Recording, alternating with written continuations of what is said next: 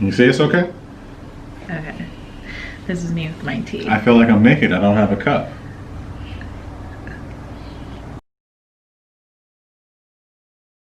Hey kids, this is Kamal.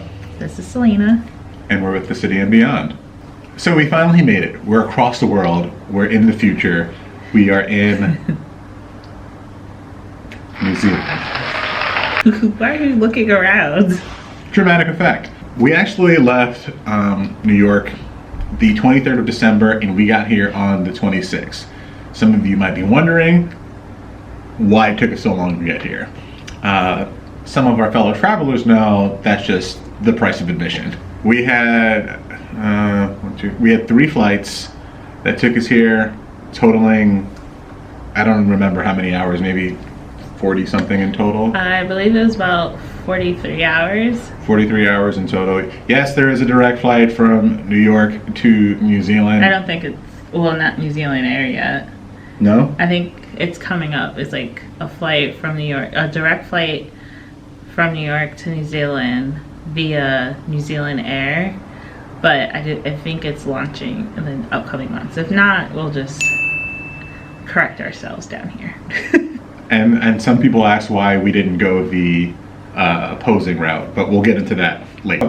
Which way did we take to get here? We flew east to get here as opposed to west. I guess the standard route would be something along the lines of California to Hawaii to New Zealand. I think there's direct flights from LAX to New Zealand because I believe it's only like a 10 to maybe 14-hour flight, which was our go-to, but it was like not matching up, especially like time and price. We would maybe get one and not the other, right. And we kind of really wanted to have both. And granted, we wanted to optimize our time in New Zealand. Yeah, we ended up going the opposite way. And as many of you know, we do not do the credit card hacking, so this all came from our pockets and we're not sponsored other than by our employers. And by that I mean they give us a paycheck. So instead we went east. So our first stop was in Frankfurt, Germany. And then we had like a day layover, about 10 hours, 12 hours in Frankfurt. Yep. I believe, because we landed there like 9 and then we left at like 9:55. Right. And then from Frankfurt we went to Singapore. But we were only in Singapore for an hour and a half. We got to ride the train in between terminals. And the air train. We got a sneak peek at the Jewel. Hopefully during this trip we actually get to see it in person. Yeah, well, we are when we head home. Yeah. And we basically got to like freshen ourselves up and then hop on the next flight from Singapore to New Zealand. And that was a 12-hour flight? I want to say maybe 10. It was 9 hours and change. There you go. Yeah. So we effectively spent Christmas in the skies, which was really cool. Maybe during our airline review we'll show you more of that. The flight attendants were very accommodating to the situation. A pair of them found out that we were actually, this is our honeymoon, and they made sure to take care of us, which was awesome. That was really cool. Yeah. And that was our last flight coming to New Zealand. So New Zealand Air was, it was really cool. It was, yeah. And then there was a couple in front of us who was celebrating their 50th anniversary. Crazy, right? Cool. I was like, so we want to be you in 50 years. Yeah. But yeah, and they're from Great Britain. I know some people are like, I would have just went the other way because it's shorter. Which, it would be if you go from New York to LA and then LA to New Zealand. But I kind of liked that we had a slow transition into the time difference. Yes. Because it's what, 10 a.m. right now in New Zealand, and at home it's about like 2-3 p.m. the day before. So, and I feel like the most refreshed I felt on the trip. So like we went from like being a 6-hour difference, time jump with Germany, and then from Germany to Singapore was another 6 hours. Was another 6. Yep. It was a Yep. 6-hour time difference. Yep. And then Singapore and New Zealand are only 5 hours difference. So like by the time we were in Singapore, we were pretty close to our 18-hour time difference from home. So that was kind of cool. And we got to see a new country, and that was pretty awesome. And some of you may be thinking we were really jet lagged when it was, but we weren't. Selena had worked out this crazy equation and calendar telling us when to rest and what have you. The airlines also helped when they dimmed out the lights for the extended periods. So we landed at around 9 a.m. Boxing Day for all you non-people of the crown. That is the 26th 26th. of December. We landed on Boxing Day. It was 9 a.m. here. It was 5, I think I'm right. I think it's 5 p.m. Christmas Day at home. Yeah, something And like that. so we got a rental car, checked into our apartment, and then went and explored the city, and we had the whole day. And I crashed out first. I lasted until about 8 o'clock. No, I think it was like 6. Oh, it was like 6? Oh, no, it was like 5. Yeah. And then we were supposed to like take a little nap and then wake up by 8 and then tire ourselves out. Yeah. 8 between 10 and then try to go to sleep by like 11. Yeah. But That didn't happen.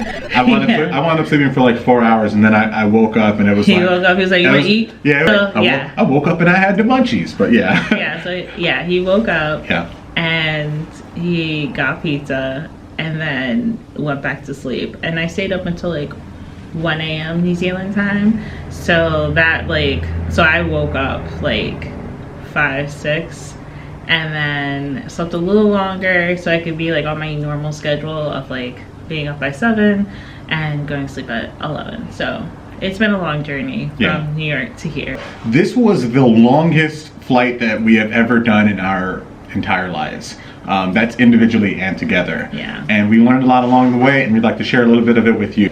First tip, listen to your body and stretch as often as humanly possible.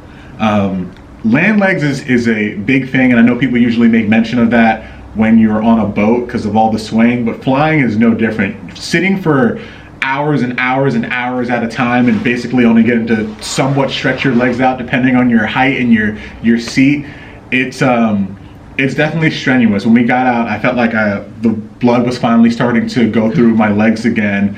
And I was like, I feel like there's a tightness in it. I guess they were starting to atrophy or something. So we had compression socks on though. Yeah. So be sure to get up every chance you get, not just to use the bathroom, stretch out a little bit. The other thing that we learned about long haul flights was you need to drink a lot of water. I mean, I feel like I drank a good amount of water, but we definitely needed more. And then if you're going to drink alcohol, which I know a lot of people say don't do on flights, but it's kind of unrealistic, especially when you get all those flights that give you free alcohol on it. So, and we got champagne when they wanted to toast our wedding, our honeymoon. And so just drink a lot of water. So like every time you get a drink, definitely ask for water with it. And even if you just wake up in the middle of the night and you are gonna feel really, really dry, do ask the crew for a cup of water, maybe walk over to them or whatever, to the back of the plane or wherever they're stationed and get water. You can also have your bottle filled. If you have like a reusable bottle, they can fill it up for you, so they don't have to keep coming back to your seat. And probably keep some chapstick on hand, because you're gonna get really dried out, especially because you're in the air for so long, and if you're not used to being on the plane for that long, you really keep hydrated. So another tip that we have for you is make sure that your go-to items are in a very easy to locate spot. The one thing that we made sure to do when we were preparing for this is we made sure that one of our personal bags, that's the one that you typically shove under your seats, had some of the things that we needed. So cords for charging our phones, converters because some of the outlets were not universal, headphones if you wanted to listen to something. What else did we pack in the bags? Easy change of like underwear, yes. T-shirts, well, like one t-shirt each, so that we can change when we were on our longer layover, so we could transition into the new season we were going to go into, which was it's summer here and it's winter at home. So like starting to like pack away like the heavier stuff, like our Uniqlo thermals or like the heat tech stuff, we like wanted to take off like as soon as we came back to the airport in Germany. So yeah, so those were like the things that we kept on hand. Another thing that we learned was you really need a plan. You have to have a plan when it's a long haul travel journey. I don't know, like usually it's travel day, but it was travel days for us. I had a jet lag calculator online. You can find like what your preferred one might be. I have one that I like prefer. Maybe we'll talk about it in the future. I'm not really sure like if it's like I don't know, like hard to figure out on your own, but it's just nice to just kind of put the information in there and somebody like spits out a schedule for you, like when you should be in the light, when you should be in the dark, when you should sleep. And so it kind of helps you transition. And since we had like the luxury of having the transition of time zones, it really did help us to kind of keep in mind like what time is it in New Zealand right now, and like okay, let's get a little closer to like being on that schedule every time we went closer and closer to New Zealand. So have a plan for like clothing, hygiene, have a plan for just like season changing, what your body needs, what your body usually needs, just a plan overall, like everything. If you have kids, the same thing, like make sure you have a plan for like everything, and like Kamal said, having things on hand so you don't have to search through all your bags. It's very important. I think that really helped us with this long haul flight.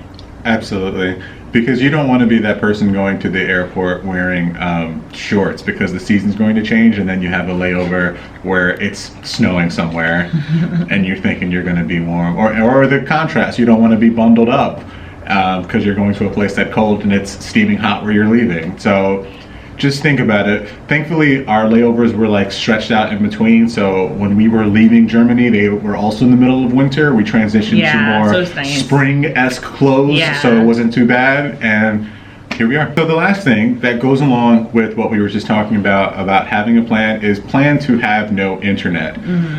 So what we mean by that is a lot of airports do have Wi-Fi. Some of them you have to pay for. The New Zealand flight, I don't believe, had Wi-Fi on it, so we couldn't pay for Wi-Fi on the plane. But they maybe could have paid for it. We didn't even look at that point. By that flight, we're like, okay, there's no need. The Singapore flight and the Frankfurt flight did have Wi-Fi that you needed to pay for.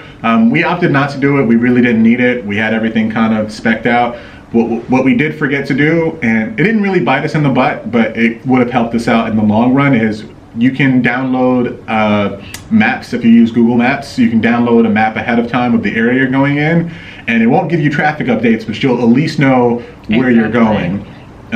Because not everybody has T-Mobile as a phone service, and it's the only cell phone company that I know of in America, aside from maybe Google Fi, which uses T-Mobile, that allows you to use your data abroad. Everyone else has to pay for a passport, things of that nature, and sometimes you might not be able to afford it.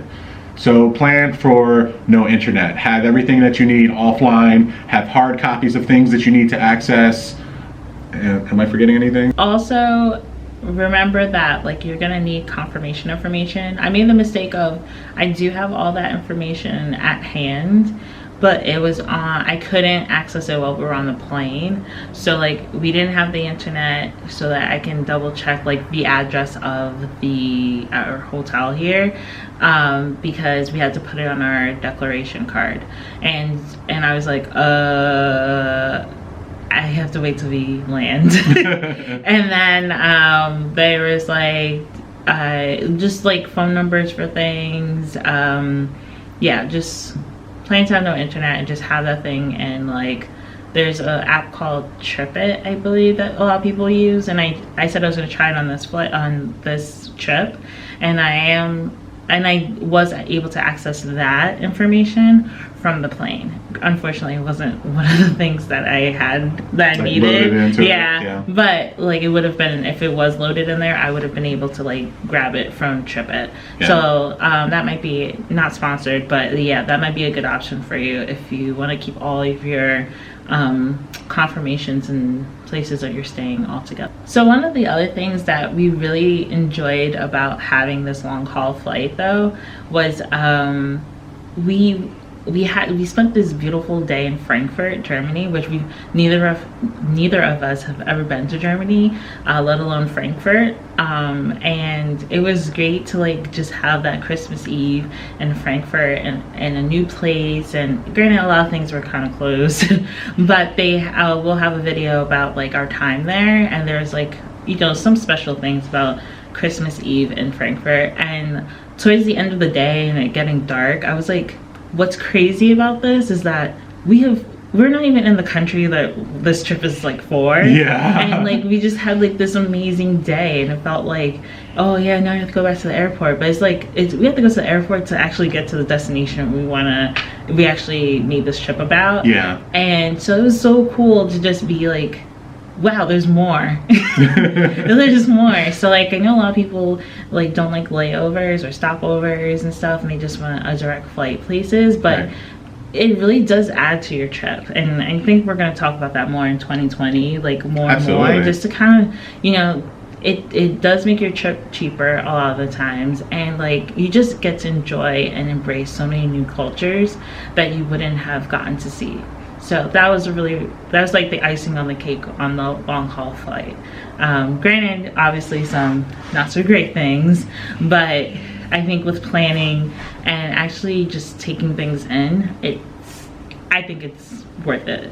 What about you? I would completely agree. It's a nice way to get a sample set of a country that you've never been to before without a hard commitment of it. You can be like, oh, I don't really like this country. I had a bad experience with my 12 hours or 8 hour stay over. Glad I'm getting back on the plane to get to where I'm going. Or it can be, this is amazing. Would have never thought of going there. Can't wait to go back. This was what happened with in Portugal. We would have never thought to go to Portugal, and we had an amazing time there, and I can't wait to go back. Yeah, and for Germany, like for Christmas, I really want our family to like do it one year. Yeah. And just spend like a week before Christmas, and maybe even leave on Christmas Day, who knows, but like go there with the family and just like have a great time with them, because it does seem like such a like magical place, a country to have like that Christmas spirit and magical time. It wasn't snowing, but yeah, so now we have a new trip goal.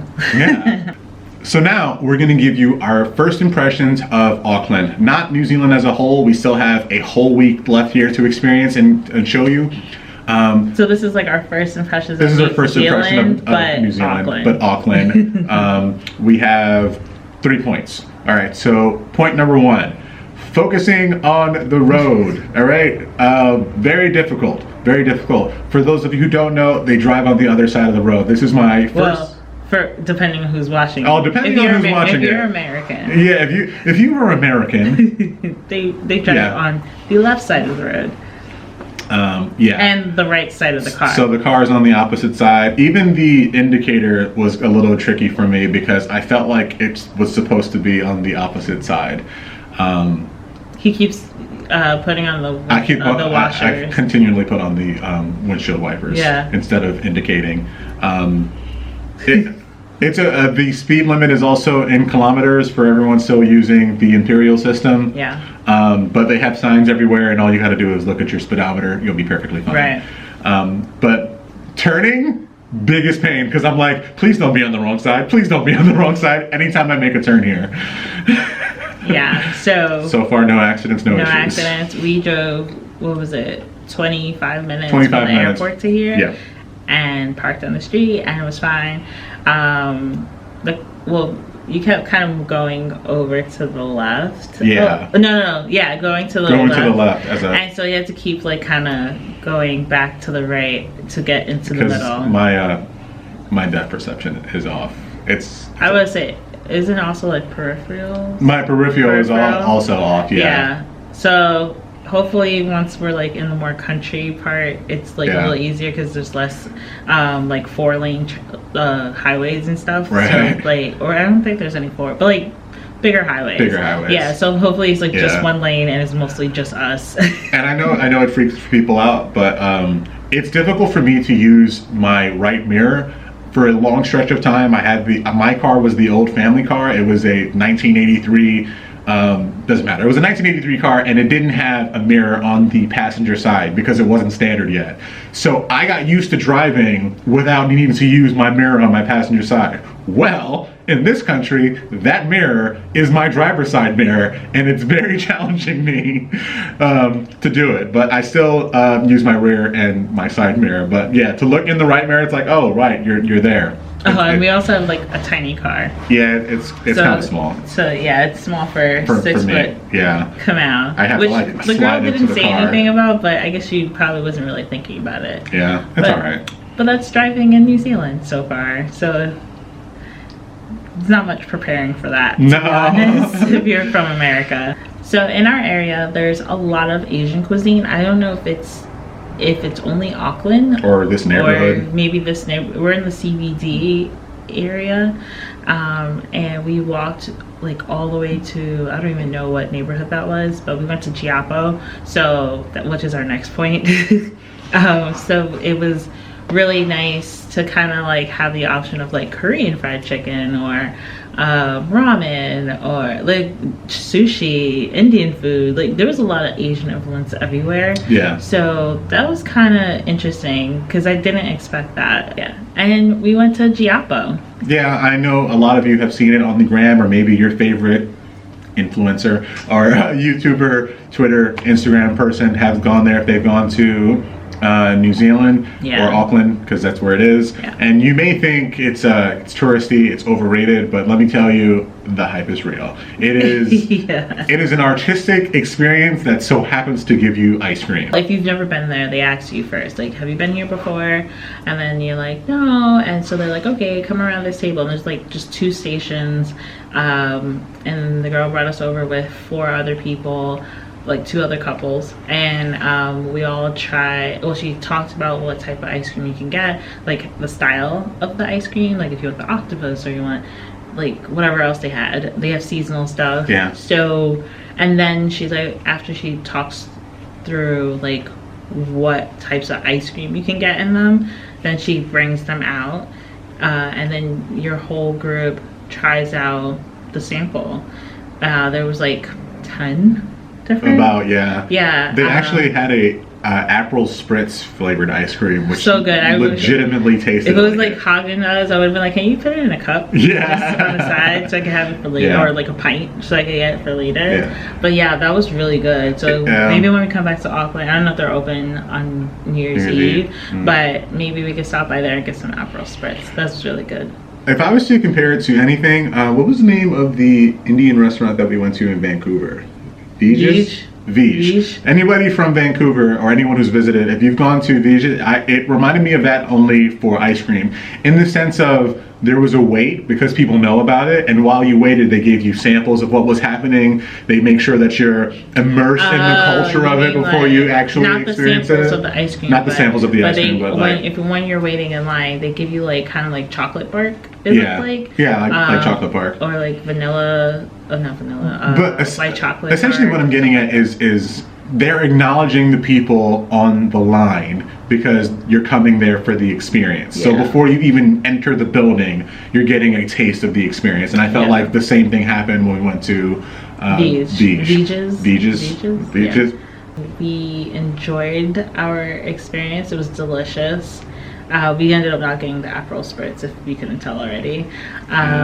And we'll talk more about, I guess, we'll have maybe a video about Auckland. I'm not really sure. Maybe just New Zealand in general? Yeah. We're going to have a lot of footage. Yeah. We already have a lot of footage. We have a lot. So do expect like 3 reviews about Lufthansa, Singapore, and New Zealand Airlines. Or Air New Zealand. So, yeah. We have lots to tell you. So we're on our way to Tutukaka to have our next few days there. And then after that, we have one more city to go to. So we are going to sign off. we're going to thank you for watching. We're going to Yes. ask for that LSC. That's like, subscribe, and comment. Don't forget to ring the little bell. And we'll see you in the next one, kids. Bye.